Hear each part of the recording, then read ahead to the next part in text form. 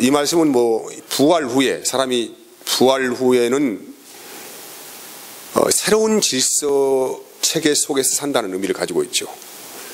지금 우리가 생각하고 있는 이런 이 구조적인 문제, 그런 만남과 결혼과 그런 관이 아니고 새로운 질서의 세계가 그들 기다리고 있다. 이런 의미를 가지고 있죠. 그래서 이 말씀을 설명하기 위해서 출애굽기 3장 1절에서 6절까지 말씀을 인용하여서 예수님께서 말씀을 하시죠. 여기에 본문의 내용은 26절부터 쭉 이제 그 말씀을 모세 이야기를 하시면서 제일 마지막에 결론적으로 하시는 말씀이 뭐냐면은 하나님은 죽은 자의 하나님이 아니요 산 자의 하나님이다. 이런 결론적인 말씀을 하십니다. 그리고 하시면서 너희가 크게 성경을 현재 오해를 하고 있다. 성경의 말씀은 그런 의도가 아닌데 너희가 하나님의 말씀을 현재 잘못 받아서 잘못된 믿음을 가지고 있다라고 예수님께서 지적하시는 말씀이에요. 모세라는 사람이 처음 하나님 만났을 때에 광야의 떨기나무에서 만났습니다.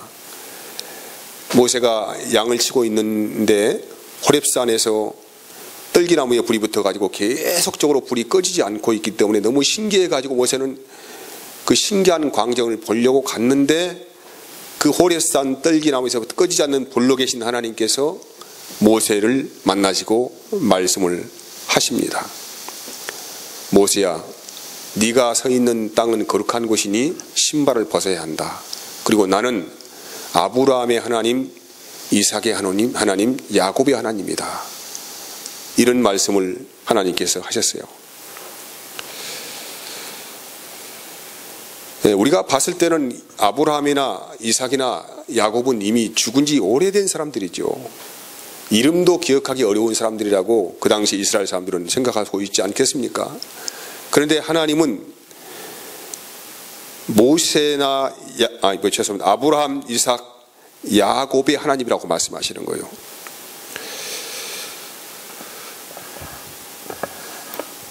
하나님은 그들이 지금 살아있다라고 지금 증거를 하신 것이죠. 여러분, 죽은 자에게는 영생이나 천국이나 무슨 영의 세계나 이것이 의미가 없는 거 아니겠습니까? 우리가 이 세상이 전부라고 살고 있다고 한다면은, 우리가 사는 세상이 이 세상뿐이라고 한다면은 우리에게 부활이 무슨 의미가 있고 천국이 무슨 의미가 있고 영생이 무슨 의미가 있겠어요? 또 천사가 무슨 의미가 있겠습니까? 아무런 의미가 없는 것이죠. 근데 아브라함, 이삭, 야곱은 현재 이들이 볼 때는 현실적으로는 무덤에 있는 자들이지만은 하나님은 그들을 그렇게 보지 않았다는 것이죠. 하나님은 현재 그들이 살아있다라고 말씀하신 거예요. 마가복음 9장에 보면은 그 예수님의 세 제자들과 함께 예수님은 변화산에 오르십니다. 변화산에 올라가지고 이 세 제자들은 예수님께서 이상한 사람들과 대화를 하고 있는 걸 봅니다. 근데 그 사람이 누구냐면 모세와 엘리야죠. 역시 모세와 엘리야도 죽은 지 오래된 사람이에요. 근데 예수님은 변화산에 오르셔가지고 세 제자들이 보는 앞에서 아주 신비로운 광경을 보여주셨는데 모세와 엘리야와 마치 살아있는 사람처럼 대화를 하고 있었다는 것이죠. 우리가 봤을 때는 죽으면 사람은 형체도 없이 사라진다고 생각하고 있지만은 하나님의 능력 안에 있는 사람들은 그렇지 않다는 거예요. 요한복음 11장에 보면은 죽은 지 사흘이나 지난 나사로의 이야기를 우리에게 말씀합니다. 어느 날 나사로라고 하는 사람이 죽음의 문턱에 들어갔습니다. 아주 사경을 헤매고 있었습니다. 그때 급히 예수님께 전보가 왔습니다. 예수님이 사랑하시는 나사로라고 하는 사람이 현재 사경을 헤매고 있다. 얼른 와가지고 좀 예수님 좀 나사로를 손 좀 봐줘야 되겠다. 왜냐하면 현재 예수님은 죽은 자를 살리신 것을 증거를 했기 때문에 예수님만 오시면 죽은 자도 산다는 것을 그들이 알고 있었다는 것이죠. 그래서 급히 예수님께 통보했는데 예수님은 가지 않았어요. 성경에서는 예수님과 나사로의 관계가 아주 밀접한 관계, 사랑하는 관계라고 기록을 하고 있습니다. 그런데 사랑하는 나사로가 현재 죽을 병에 걸려서 죽음에 임박해가지고 지금 사경을 헤매고 있습니다. 그렇다면 그 능력 많으신 예수님께서 급히 달려가셔가지고 이 나사로를 살려야 되지 않겠습니까? 근데 예수님은 전혀 미동도 하지 않냐시고 할 일 다 하시고 아주 느긋느긋하게 이제 나사로를 깨우러 가야 되겠다라고 하시는 거예요. 네, 요한복음 11장 11절 말씀을 봅시다. 함께 봅시다. 이 말씀을 하신 후에 또 이르시되 우리 친구 나사로가 잠들었도다. 그러나 내가 깨우러 가노라. 우리 예수님은 현재 나사로가 죽은 자가 아니고 잠시 잠을 자고 있다. 여러분, 죽은 사람과 잠을 자고 있는 사람은 다르잖아요. 죽은 사람은 몇 시간 자다가 다시 일어나지 않습니까? 아니, 죄송합니다. 잠자고 있는 사람은. 근데 죽은 자는 말이 없습니다. 다시 일어날 수가 없다는 얘기죠. 근데 예수님께서 나사로를 보기에는 어떤 자가라고 보시냐면은 잠시 잠을 자고 있는 사람이다. 그래서 우리가 깨우러 가야 된다. 이렇게 예수님께서 제자들에게 말씀을 하시죠. 여러분, 이 말씀의 의미를 우리는 잘 알고 있습니다. 예수님을 믿는 믿음 안에서 몸의 죽음을 맞이한 사람들은 영원히 죽는 것이 아니고 반드시 때가 되면 다시 부활의 영광을 받는다는 것입니다. 그래서 오늘 예수님께서 이것을 증거를 하기 위해서 이미 죽어버린 지 4일이 지나버린 나사로를 깨우러 간다고 말씀하시고, 이제 그곳에 당도에 보니까 많은 사람들이 와가지고 이제 문상극들이 와서 울고 짜고 하면서 슬픔에 잠겨 있잖아요. 근데 나사로의 여동생 마르다가 예수님을 맞이하죠. 근데 예수님께 이렇게 말씀하시는 거예요. 내 오라비는 다시 살아날 것이다 라고 합니다. 이 말씀을 들은 나사로의 여동생 마르다는 맞아요, 예수님, 나도 그건 알고 있습니다. 예수님 다시 오시면은 다시 모든 자들이 살아날 걸 알고 있습니다. 그때 예수님께서 하시는 말씀이 네가 지금 뭔가 착각하고 있구나. 내 말의 의도는 그런 의도가 아니다 하시면서 요한복음 11장 25절에서 26절까지의 말씀을 합니다. 같이 봅시다. 예수께서 이르시되 나는 부활이요 생명이니 나를 믿는 자는 죽어도 살겠고 무릇 살아서 나를 믿는 자는 영원히 죽지 아니하리니 이것을 내가 믿느냐. 이르되 주여 그러하여다. 주는 그리스도시요 세상에 오시는 하나님의 아들이신 줄 내가 믿나이다. 예수님을 믿는 자들은 죽어도 살고 살아서 믿는 자들은 영원히 죽지 않는다고 예수님께서 마르다가 신앙 고백하는 고백을 수정하여서 그런 것이 아니다. 바로 이것이 신앙이다라고 말씀하시는 거예요. 여러분, 저와 여러분들은 부활을 믿고 있기 때문에 부활하는 것이 아닙니다. 순서가 바뀌었다는 것이죠. 내가 부활을 믿고 있습니다. 나는 부활할 걸 믿습니다. 이렇게 해서 부활하는 것이 아니고 예수님이 그 사람 안에 성령으로 살고 있기 때문에 부활을 하는 거예요. 내가 예수를 믿는다고 고백해서 내가 부활하는 것도 아니고 부활을 믿고 있다고 해서 부활하는 게 아니라는 것입니다. 예수님의 영이 그 사람 안에 살고 있기 때문에 그 사람이 부활을 한다는 거예요. 네, 우리 사람들은 항상 눈으로 보이는 것을 보고 인정을 합니다. 눈에 보이지 않는 것은 인정하지 않죠. 그래서 우리가 이 부활을 믿는다고 말하면서 무엇을 두려워합니까? 죽음을 두려워하죠. 왜냐하면 한 번도 부활을 한 사람을 본 적이 있기 때문에. 그리고 죽음의 세계를 잘 모릅니다. 우리가 보고 있는 것은 현세적인 세상만 보고 있습니다. 지금 내 앞에 사랑하는 사람이 죽고 있습니다. 슬퍼지는 것이죠. 그리고 나도 현재 그 죽음을 이제 맞이해야 합니다. 머지않아서. 그래서 이 죽음을 사람들이 누구든지 인정하고 있기 때문에 죽음은 순리다. 두렵지만은 이것은 순리로 받아들여야 한다라고 그냥 순리에 적응하면서 죽음을 받아들이는 거예요. 왜냐하면은 그것을 순리로 받아들이지 않으면은 나에게 이 엄습하고 있는 이 두려움을 떨쳐버릴 수가 없기 때문에 그걸 인정해야 한다는 것이죠. 그런데 성경은 죽음을 인정하지 않고 있습니다. 우리의 신앙이라고 하는 것은 항상 과거도 아니고 미래도 아니고 현재형입니다. 현재 내가 예수를 믿고 있는 거예요. 현재 내가 살아있는 거예요. 우리가 살아왔던 지나온 과거의 흔적과 모든 시간들은 이미 다 무덤 속에 들어가 버렸습니까? 무덤 속에 들어가 버렸어요. 지금 존재하고 있지 않는 세상이에요. 앞으로 살아가야 할 미래라는 것도 사실 나에게는 존재하고 있지 않습니다. 내가 현재 내 자아를 인식하고 있는 이 현재만 내가 존재하고 있는 거예요. 그래서 우리는 과거도 없고 미래도 없고 현재만이 있는 것입니다.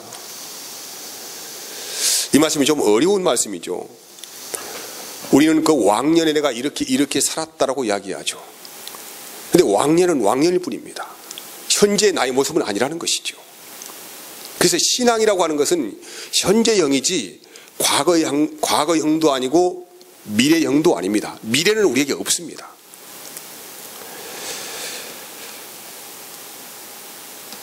인간의 수준으로는 이 영생이라는 말을 굉장히 이해하기가 어렵습니다.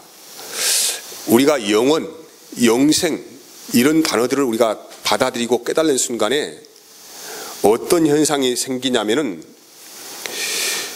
물적인 시간, 우리는 지금 역사, 시간 이건 말하고 있잖아요. 이 시간의 개념이 싹 사라져버립니다.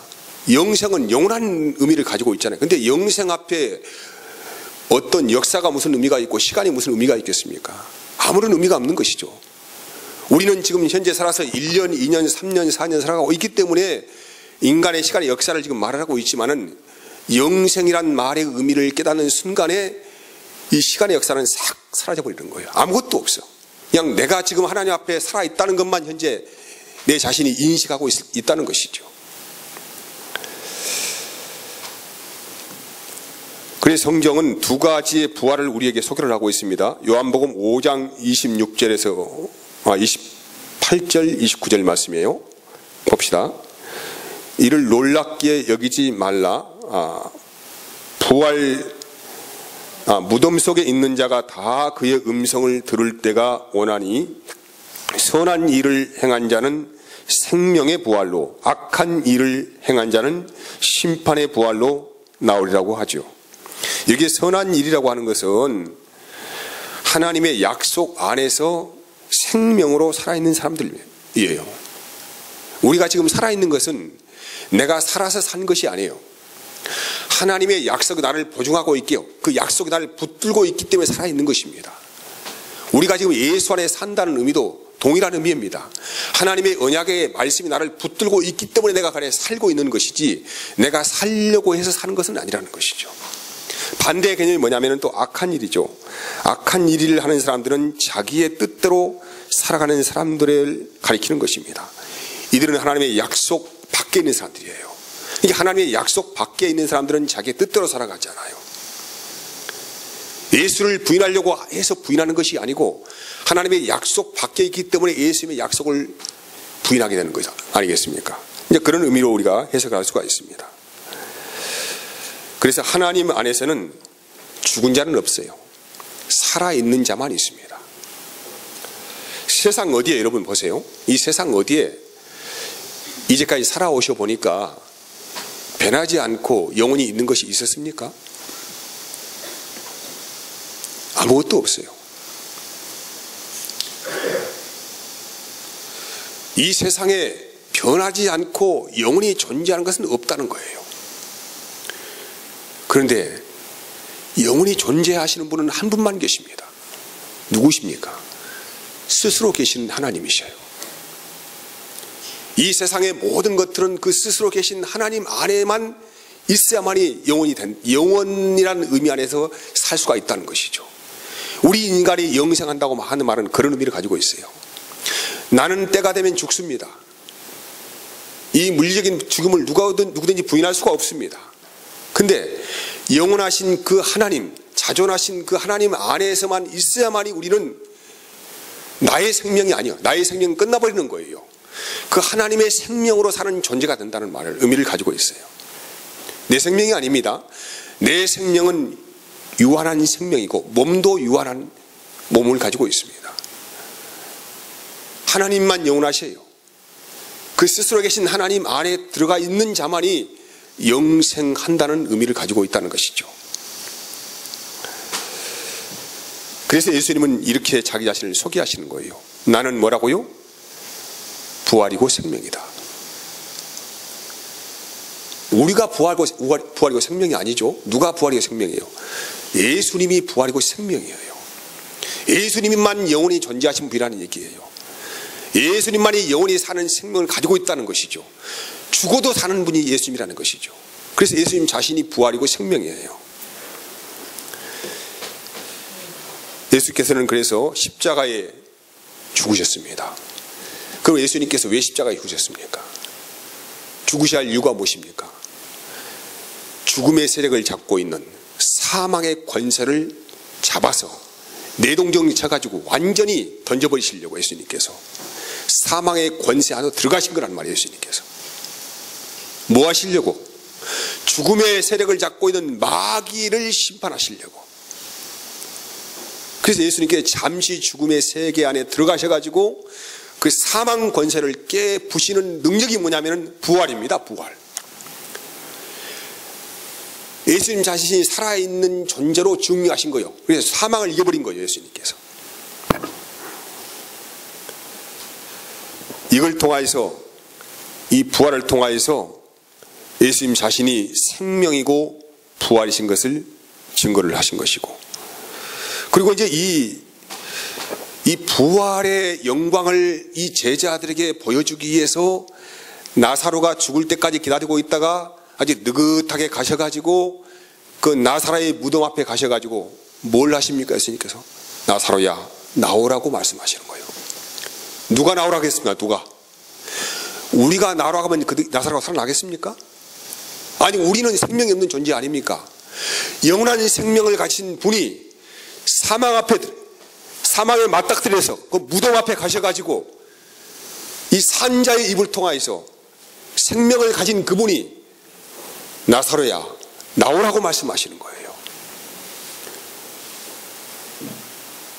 여러분, 스스로 존재하시는 하나님이 나오라고 말씀하시는데 못 나올 자가 누가 있겠습니까? 무덤에서.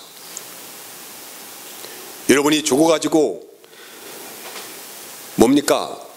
불로 다 시체를 태워서 빽빽 하나만 남아가지고 강물에 뿌린다고 하더라도 이 사망 권세를 이기시고 부활의 생명과 영광을 가지신 생명 그 자체이신 하나님께서 말씀하시는데 어떻게 어떤 자가 거부를 하겠습니까? 그래서 예수님께서 본인에 대해서 말씀하신, 예수께서 이르시되 나는 부활이요 생명이니 나를 믿는 자는 죽어도 살겠고 무릇 살아서 나를 믿는 자는 영원히 죽지 않는다고 말씀하셨어요. 여러분, 그런데 이 인간에게 죽음이 찾아온 것은 무엇 때문입니까? 죄 때문입니다. 이 죽음과 죄는 한 몸이에요. 한 몸. 따로 떨어져 분리되는 것이 아닙니다. 죽음 곧 이퀄 죄입니다. 죄 이퀄 사망입니다. 사망과 죄는 한 몸으로 가는 거예요. 이것을 우리가 부인할 수 없습니다. 우리 사람이 죽음으로 들어가는 이 육체의 죽음을 맞이하는 것은 그냥 죽는다는 의미가 아니고 죄의 권세 아래서 죽음으로 들어간다는 의미를 가지고 있죠. 왜? 죽음의 권세가 죄니까. 그래서 우리 그리스도인들도 동일하게 이 몸을 다 입고 있지 않습니까? 이 몸은 하나님께서 심판하신 도구인 죄입니다. 이 죄물은 반드시 죽음을 경험해야 합니다. 그래서 그 죽음 안에서 예수님께서 다시 우리를 어떻게 하십니까? 살리시는 것이죠. 이 부활이라는 거예요. 그러니까 예수를 믿는 사람도 죽고 몸에 죽고 예수를 믿지 않는 사람도 몸이 죽습니다.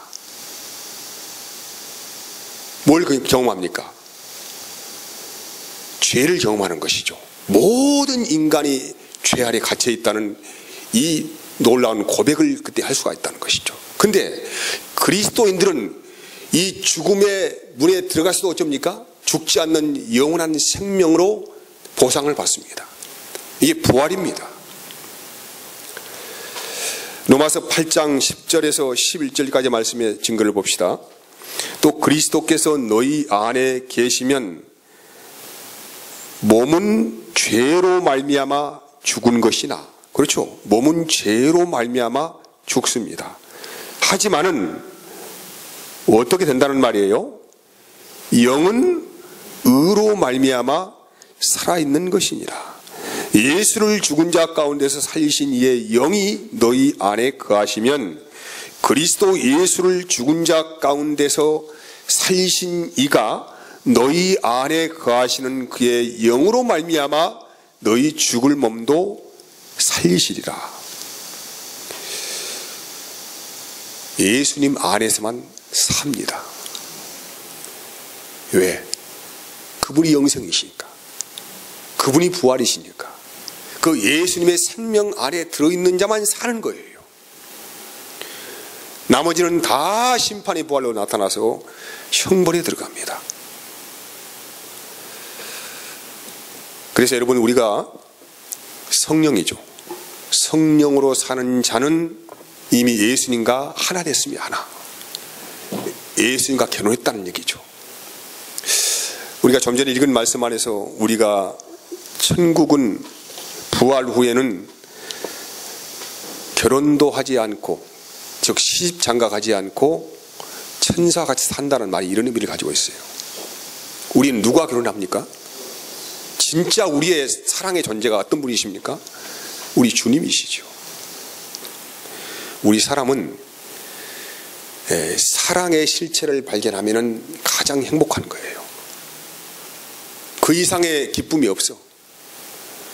그 이상의 만족이 없습니다. 우리가 현세의 삶 가운데 우리의 영혼이 빈곤하고 갈팡질팡하고 내 스스로 나의 삶을 저주하기도 하고 마음의 상처를 받고 있는 모든 것들은 아직 그리스도의 사랑 안에 들어가지 못한 결과로서 우리 안에 주어진 형벌과 같습니다.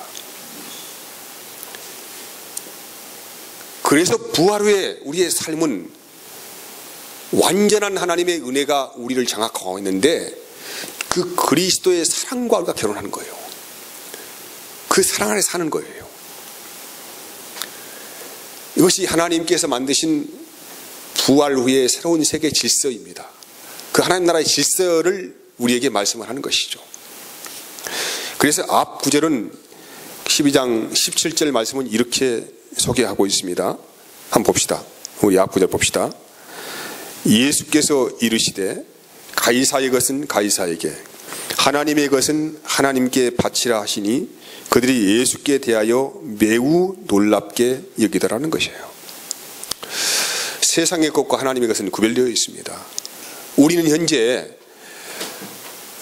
몸을 가지고 이 세상에 사는 동안만큼은 두 가지 나라에 우리가 공존하여 살고 있습니다. 그리스도인이 사는 세상은 두 가지 나라예요. 이 세상 나라에 이 몸을 발을 딛고 세상의 제도와 법을 준수하며 살아갑니다. 그와 동시에 우리는 또 어디에 속하여 있습니까? 하나님의 나라에 속하여 있습니다.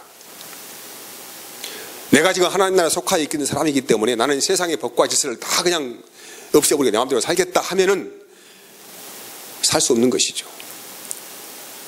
하지만 여전히 우리는 몸을 가지고 있는 존재에서 세상에서 세운 질서와 법의 제도를 준수하고 살아가는 거예요. 그래서 가이사의 것은 가이사에게 바치는 것입니다. 그럼과 동시에 우리는 세상과 구별되어 있는 또한 하나님의 나라에 속한 존재들이에요. 그래서 하나님의 나라에 속한 존재들만이 하나님 것을 구별하여 살아가는 삶을 살아가는 것이죠. 이게 신앙입니다. 이게 신앙. 세상에 속하였으나 세상에 속하지 않은 사람들이죠. 그래서 여러분, 그리스도의 영이 우리 안에 있다고 한다면은 몸은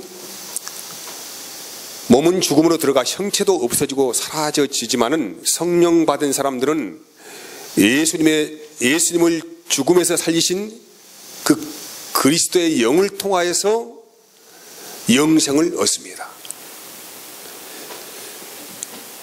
여러분, 예수님께서 십자가에 죽으시고 무덤에 들어갔잖아요. 근데 누가 살리셨습니까? 성령께서 예수님을 살리신 거예요. 하나님의 영이죠. 하나님은 영 아닙니까? 영. 몸은 죽었어요. 몸은 죽었잖아요. 육체이기 때문에 죽습니다. 몸은 죽었는데 스스로 존재하시는 영원히 사시는 하나님의 영이 그를 살렸다니까요. 이와 같이 우리도, 그리스도인들도 때가 되면은 몸은 죄로 인하여 죽습니다. 죽지만은 성령 받은 사람은 그 영이 그 안에서 있기 때문에 영을 통하여 영원한 부활의 생명을 얻게 된다는 거예요. 그래서 우리가 부활을 믿기 때문에 부활하는 것이 아니고 성령을 받았기 때문에 부활하는 거란 말이에요. 성령 받았기 때문에 그 영이 나와 함께 살고 있기 때문에 내가 부활하는 거란 말이에요. 신앙의 고백은 이렇다는 것입니다. 그래서 예수님은 죽은 자의 그리스도가 아니고 산 자의 그리스도이십니다. 우리가 오늘날 예수님을 믿는다고 하는 사람들이 마치 오늘 부활도 없고 영도 없고 천국도 없다고 하는 사두개인들처럼 그런 의식 안에서 산다고 한다면은 내가 부활을 믿는다, 뭐 예수를 믿는다 이렇게 100번 1000번 고백한다 할지라도 이들의 관심은 어디에 있습니까? 영생에 있습니까? 세상에 있습니까? 세상에 있는 것이죠. 그래서 세상의 명예를 쫓고 쾌락을 쫓고 영광을 쫓습니다. 하지만 그리스도인들은 세상에 대해서 십자가에 못을 박은 사람들이에요. 뭘 믿고 있기 때문에 성령이 우리 안에 오셔서 날마다 그분의 부활을 증거를 하고 있습니다. 영원한 영생의 세계를 우리에게 증거를 하고 있습니다. 그렇기 때문에 우리는 세상의 몸은 있지만은 성령을 따라 살아갑니다. 그런 은혜가 주장하시는 복이 있기를 원합니다. 마치겠습니다. 우리는 믿는 것은 눈에 보이는 것을 믿고 사는 것이 아닙니다. 성령을 통하여 밝혀 보여주신 영원한 나라와 영생을 우리가 보고 믿고 살아가는 존재인 것을 본문을 통하여 예수님께서 우리에게 강력하게 말씀을 하고 있습니다. 기도하겠습니다.